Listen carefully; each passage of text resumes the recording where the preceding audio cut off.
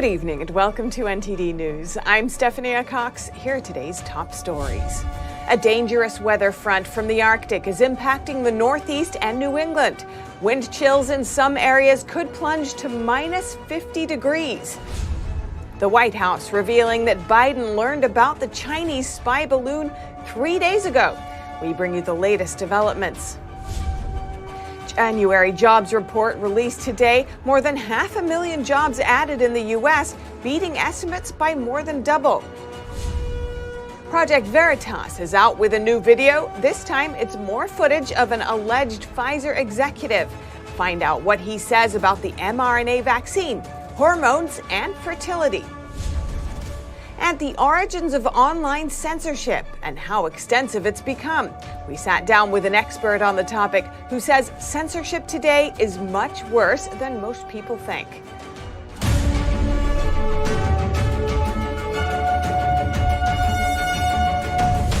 A dangerously cold weather front is hitting the Northeast and New England. Schools closed today as officials put emergency plans into place. Temperatures in some areas began plunging this morning. Wind chills in some regions of the Northeast could punch below minus 50 degrees. That's as an Arctic front is sweeping in from Canada. Even in lower elevations, wind chills could make it feel as cold as minus 30 degrees. Schools closed today in Boston and in Manchester, one of the largest cities in New England. Officials say it's too dangerous for kids to walk home because they could suffer from frostbite. Even cold weather sports were curtailed. Some ski resorts scaled back operations, eliminating night skiing and reducing lift operations. The East isn't the only area feeling the chill. States as far west as the Dakotas are experiencing it to some degree. And a Chinese spy balloon over the United States. The Pentagon says it'll stay for a couple of days. NTD's Iris Tao has the latest from the White House. President Biden agrees not to shoot down the Chinese spy balloon due to potential risks to civilians on the ground. That's according to the White House, which revealed on Friday that Biden was briefed about the balloon as early as Tuesday. It does not present a military or physical threat to people on the ground. We are tracking closely and keeping all options on the table. The White House adds that Biden agreed with Secretary of State Antony Blinken's decision to postpone his trip to China. And that the PRC's decision to take this action on the eve of my planned visit is detrimental to the substantive discussions that we were prepared to have. The president himself, however, did not stop for my question on Friday about the spying airship. And China claims that the balloon, which is the size of 3 buses, is a research airship blown off course. But the Pentagon rejected that claim on Friday, saying it is used for spying. We know that it's a surveillance balloon. Clearly, it's violated U.S. airspace. The balloon flew over Montana, which is home to hundreds of ballistic missile silos. And the Pentagon says the balloon, which is maneuverable, is now somewhere above the central U.S. and moving eastward. But few details were given on its exact location. It's over the center of the continental United States. That's about as specific as I'm going to get. But I understand it might be inconvenient, but does the public not have a right to know if a balloon the public is over certainly their state? has the ability to look up in the sky and see where the balloon is. And beyond the balloon are larger threats posed by Beijing. Lawmakers from both sides of the aisle say this incident demonstrates that the Chinese Communist Party threat is not confined to distant shores. It is here at home. The Chinese Communist Party has long posed a technological, economic, and military threat, and we're just seeing the latest evidence of this right now. And as the Pentagon says the balloon will stay over the U.S. for a few days, some congressional Republicans are escalating calls for the administration to take it down now. And Senator Josh Hawley is now demanding an investigation into what he calls Biden's baffling response thus far. Reporting from the White House, Iris Tao, NTD News. Nonprofit journalism group Project Veritas published a video last night. It shows an alleged Pfizer executive discussing whether Pfizer's COVID vaccine is affecting women's reproductive health. NTD's Daniel Monahan has that story. The Veritas journalist asked alleged Pfizer executive Jordan Tristan Walker about vaccine injuries and liability. They then discussed problems observed with menstrual cycles. Irregular about their menstrual cycle, so people will have to investigate that down the line. Yeah. Because that is a little concerning. Because, like, if you think about the science, like, it shouldn't be interacting with, like, you know, it's called, like, the hypothalamus, pituitary gonadal axis. Right. Like, you know, the hormones regulate their menstrual cycles and things like that. And the vaccine shouldn't be interfering with that, so we don't really know what's coming. The journalist points out that Walker is a urologist, so he should understand what's going on. Walker says that's why he understands that it's weird. I don't know what's going on there. Yeah, I hope we don't discover something really bad from now on. I hope we don't find out that, like, somehow this mRNA, like, lingers in the body, and then, like, it has to be impacting something hormonal to impact menstrual cycles. Right. So somehow the vaccines must be interacting with, like, that axis signal, the HPG axis, to cause these changes in menstrual cycles. The HPG axis refers to the hypothalamus, pituitary gland, and gonadal glands. It controls development, reproduction, and aging. So the HPG axis is why the fertility problems are happening. Yeah, because they control the cycle. So, like, if anything's impacting that, it must be impacting these hormones somehow. But then we need to figure out, like, how are they impacting hormones? Because, like, the signaling starts in, like, the brain, right? Dr. Robert Malone says that variations in menstrual cycles and the onset of menses in postmenopausal women are troubling. All these things are pointers that there's something going wrong with the ovaries, because the ovaries drive menstruation. Dr. Stephanie Seneff also weighs in. In a study that actually traced where does the RNA go, they found among the organs, they found the highest level in the spleen. And then among women, they found second highest level in the ovaries, which is very problematic for pregnancy. According to clinical trials, COVID-19 vaccines are reportedly unlikely to impact fertility in the long term. Walker says that looking forward, Pfizer is developing the mRNA technology for, quote, a whole list of things. Daniel Monahan, NTD News. And next, a House committee is planning to hold a hearing on censorship next week. The lawmakers are investigating Twitter's possible suppression of the Hunter Biden laptop story.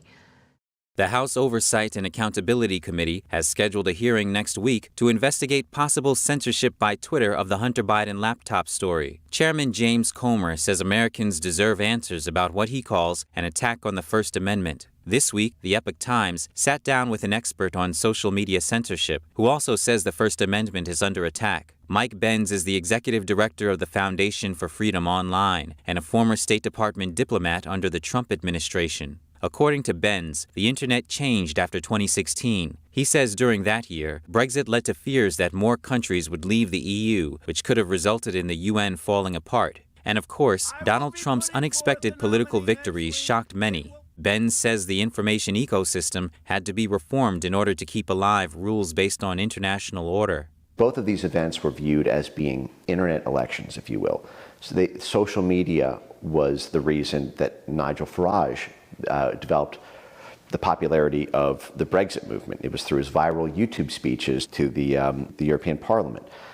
And it was the domination of Twitter hashtags and Facebook groups that were responsible for Donald Trump's popularity at the base level. He says it was at that time that social media companies started implementing AI technology that automatically recognizes what a post is about. If someone was talking about, say, a Trump policy, you could map the linguistic topography of that narrative, and you could grade all of the different words and slogans and memes and concepts into essentially what looked like a chess computer readout. He says the same AI system then goes ahead to either automatically delete a post, shadow ban it, or add a fact-check box, depending on the post's severity. According to Benz, all that is done in coordination with the government, similar to what the Twitter files have been exposing. But he says the Twitter files are only the tip of the iceberg. 22 million tweets were categorized as misinformation for purposes of takedowns or throttling through EIP. Compare that to 6 or 7 highlighted in a Twitter files dump. These are 6 or 7 orders of magnitude. It's not even the same ballpark. If you want to watch the entire interview and the second part of it, which will be released on Saturday, you can catch the full episodes of American Thought Leaders on Epoch TV. And despite recession fears, there are more signs that the labor market is still strong. To date, the Bureau of Labor Statistics reported the U.S. economy added 517,000 jobs in January. Here's what President Biden said earlier today. While we may face setbacks along the way, and there will be some, there's more work to do, it's clear. Our plan is working because of the grit and resolve of the American worker. The surge is a big surprise. It's more than 2 times higher than expected. The leisure and hospitality sector saw the most gains. The government also said the unemployment rate fell to 3.4%. That's a level the U.S. hasn't seen since 1969. And it seems Americans are getting paid more. Average hourly earnings went up 0.3% month over month, up 4.4% year over year. The year-over-year consumer price inflation was 6.5% last month. And the House GOP has started its probe into Biden's border policies and will soon hold an on-site hearing at the border to further force a spotlight on the issue. Many lawmakers say immigration and border policy are multifaceted issues, and some are now saying the two should be dealt with separately. Here's NTD's Melina Weisskopf with more. Immigration and border security, a highly polarized issue that was on full display this week during the GOP's first border hearing.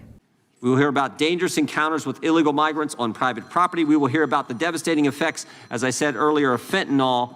This is a sham. So what would you like to see a hearing on the border consist of? What do you think is necessary to talk about right now with regards to the border? The proper policies. But this whole nonsense about the open border, that the Biden administration is an open border, it's just not true. And with the two parties miles apart on finding solutions, some lawmakers are now trying to decouple the issue. For example, Representative Abigail Spanberger, who is a Democrat who just won re-election in the swing district of Virginia, saying we can decouple the discussions of people and humanity and workers and families from the very real truth that indeed there are transnational criminal organizations that are trafficking fentanyl and making billions of dollars a year trafficking vulnerable people. And Spanberger is not alone here. This is a message that we heard from many Democrats during Wednesday's hearing. Here's a look. We've heard that what we really need is comprehensive immigration reform. That is a question separate and apart from securing the border, which is about enforcing the laws that we already have. While some other lawmakers have tried to take the exact opposite approach by writing bills that would provide funding for border security while at the same time providing immigration reform, such as providing a pathway to citizenship for dreamers or reforms to the asylum process. But it's unclear how much support bills like this would get on Capitol Hill. Well, what we've seen for the last several years is that we've attempted to do that, and border security funding has ramped up over and over again. I think that we need a lot more than just the asylee process. And while House Speaker McCarthy has called on DHS Secretary Mayorkas to resign, Republican leadership has not officially started that process to impeach him. Here's what Congressman Jim Jordan told me just yesterday. That's a decision we'll make as Republicans on the committee and as a conference. So I've been very clear about that. I haven't called for it. He certainly warrants it, but whether we will, move in that direction is going to be determined by Republican members of the Judiciary Committee in consultation with the Speaker and the Republican conference. When do you think he might? And Jordan tells me lawmakers will be headed to the border in just a few weeks for that on-site border hearing. Reporting in Washington, D.C., Melina Weisskopf, NTD News. A nationwide teacher shortage is leaving thousands of students without educators in grades K through 12. Some schools have been forced to cancel classes. Here's that story. It's Lala Bivens' first day at a new school. The 10th graders started fall classes at One City Preparatory Academy, a new charter school in Madison, Wisconsin. But on January 13th, the school says a teacher shortage forced it to shut down classes for 9th and 10th graders. Teachers were just dropping like flies. I often hear from young people. The school lost 5 core academic teachers since the beginning of the school year. And despite a national recruitment effort, he could not fill the positions. It's A wing, that's B wing, and right there is Z wing. The school helped Lala and 61 other students scramble to find new schools mid-semester. After a week of missed classes, her mother enrolled her at a local public high school. We got a spot for you. Over there? Right over there. What's playing out in Madison, Wisconsin is the worst case scenario of a national teacher shortage gone unchecked. Department of Education data shows 47 states have reported teacher shortages this school year, with the problem most acute in urban and rural areas. Meanwhile, some state legislatures are passing laws making it easier to become a public school teacher. Raise your hand. The National Council on Teacher Quality says from January 2021 to January 2023, 23 states have lowered teacher qualification requirements, from lowering or removing assessment tests that determine whether teachers grasp the subject they will teach, to creating emergency teacher certificates to expedite candidates without a teaching degree in classrooms. Arizona, Florida, and Oklahoma have created new pathways for people without a bachelor's degree to teach in classrooms. When states respond to shortages by reducing standards rather than by increasing salaries and improving working conditions, what they're doing is creating a vicious cycle. So they get people in who are underprepared. Those people leave at 2 to 3 times the rate of those who've come in with preparation. Back in Madison, Wisconsin, Superintendent Carlton Jenkins' school district will absorb most students transferring from one city charter school, despite his district dealing with its own teacher shortage. I know our staff is amazing. They do magical type work. It's still a challenge, and eventually it brings stress on the staff. And the incoming students may already be behind. When I didn't have enough teachers in my classes, it was very hard because we didn't really learn anything. And they had so many great opportunities, and to hear that that was no longer being afforded to her, it broke my heart and brought me to tears. And if you have any news tips or feedback for our show, you can email us at eveningnews@ntd.com. Coming up, the government announces grants to help address homelessness. Is it solving or stoking the crisis? We heard from a national leader on this persistent epidemic.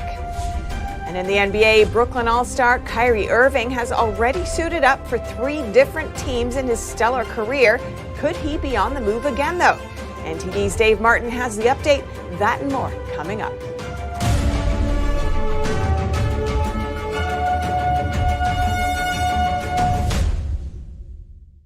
Hello, I'm Mike Lindell, and I want to thank each and every one of you for your support by bringing you the pillow that started it all. Get my standard My Pillow, regularly $49.98, now only $19.98 with your promo code. Just like all of you, I've tried every pillow out there and none of them worked. That's why I invented My Pillow. My patented fill adjusts your exact individual needs, helps keep your neck aligned, and it holds its shape all night long, regardless of your sleep position. So you get the best sleep of your life. Because it works, we've sold over 70 million My Pillows, and now I'm bringing them to you for the lowest price ever. Go to MyPillow.com or call the number on your screen. Use your promo code, and you'll get my standard My Pillow for only $19.98. For a more custom fit, my Premium Queen for only $27.98. Or my Premium King, only $34.98. My 60-day money-back guarantees it'll be the most comfortable pillow you'll ever own.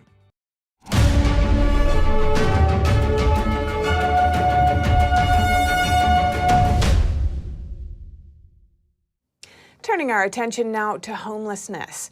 As this human tragedy continues to surge across the country, the Biden administration announcing more than $300 million in grants and vouchers for communities to tackle the problem. Earlier today, I spoke with Michelle Stieb, a national leader on the homelessness epidemic and senior fellow at the Texas Public Policy Foundation, for her analysis. Michelle Stieb, welcome to our show. Thanks so much for joining us. Thanks for having me, Steph. Now, the Department of Housing and Urban Development announced Thursday that it's awarding $315 million in grants and vouchers to address homelessness. That comes as part of a larger plan that they announced at the end of last year. What's your impression of how this plan is going so far? Well, all of their plans are based on an approach to homelessness called Housing First, which they rolled out in 2013, saying that it would end homelessness in a decade. So we're now a decade beyond that promise, and homelessness has increased very significantly. Despite their promise, it's increased by 20.5% at the unsheltered level across the country and by 16% overall. California also doubled down on Housing First in 2016 And unsheltered homelessness went up by over 47% and by almost 40% overall. So their new plans and the new funding, as much as I wish I could say that it's going to work and it's going to make an impact, it's only going to produce more of the same. Why is that? Well, the data proves this out. So at the federal level, when they rolled out Housing First, one of the things that they did that they don't talk about is that they wholly defunded treatment, like drug and alcohol counseling, mental health counseling, trauma-informed care. They defunded those services completely, and they rolled all of that money into housing subsidies.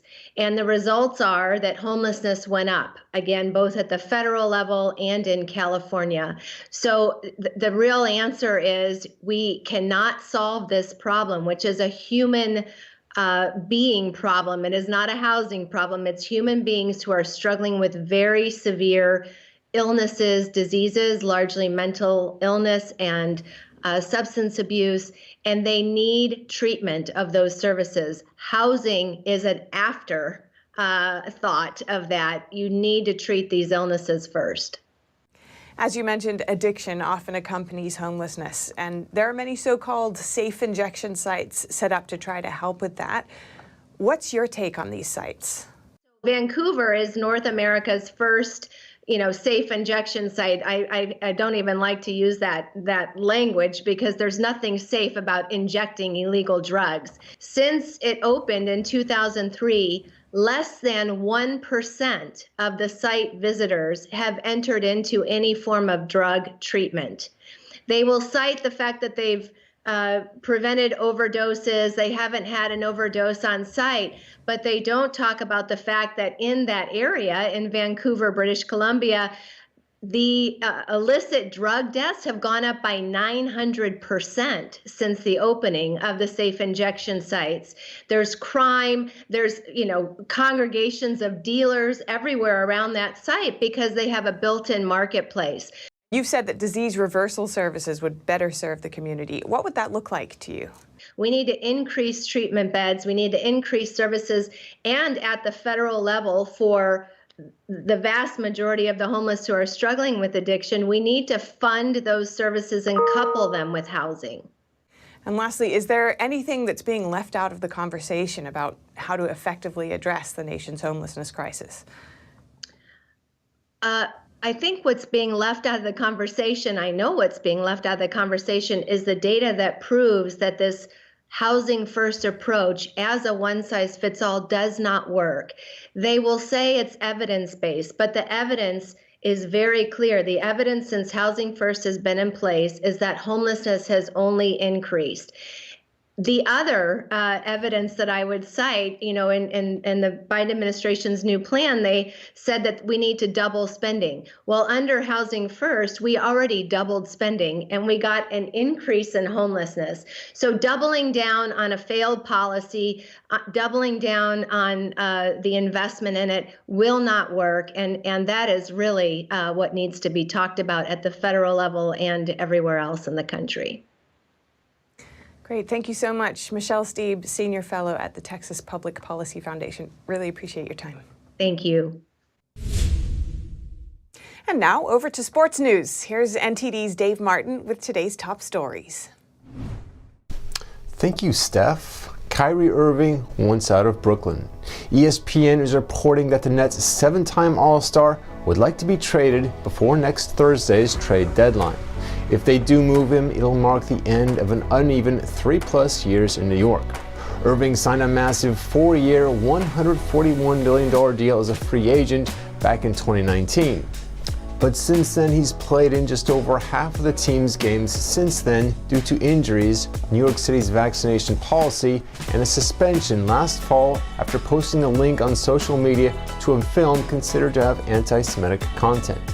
When he plays, though, the 30-year-old has still shown himself to be one of the league's best players. This season, he's currently 11th in the league in scoring at just over 27 points a game. Now, Irving has made trade demands before. In 2017, he reportedly wanted out of Cleveland despite teaming with LeBron James to win a title the year before. The Cavs obliged and dealt him to Boston, where he spent the next 2 years. At the heart of this year's issue, though, may be a contract extension. Irving is in the final year of his deal, and according to a January 25th article at Bleacher Report, his agent said he has reached out to the team but hasn't had any significant conversations. The Nets are currently 4th in the Eastern Conference with a 31-20 record, but have lost 7 of their last 11 games without the injured Kevin Durant. And for your sports viewing schedule tonight, 8 games are planned in the NBA, including the team with the league's best record, the Boston Celtics, hosting the Phoenix Suns. And finally, for you hockey fans, no games tonight, but the All-Star Skills Competition begins at 7 with the fastest skater, hardest shot, and accuracy shooting competitions, among others, taking place at the All-Star Game then on Saturday. And that's it for your sports news today. Steph? Thanks, Dave. And that's all for today's news. Thanks for tuning in. I'm Stephanie Cox. Good night.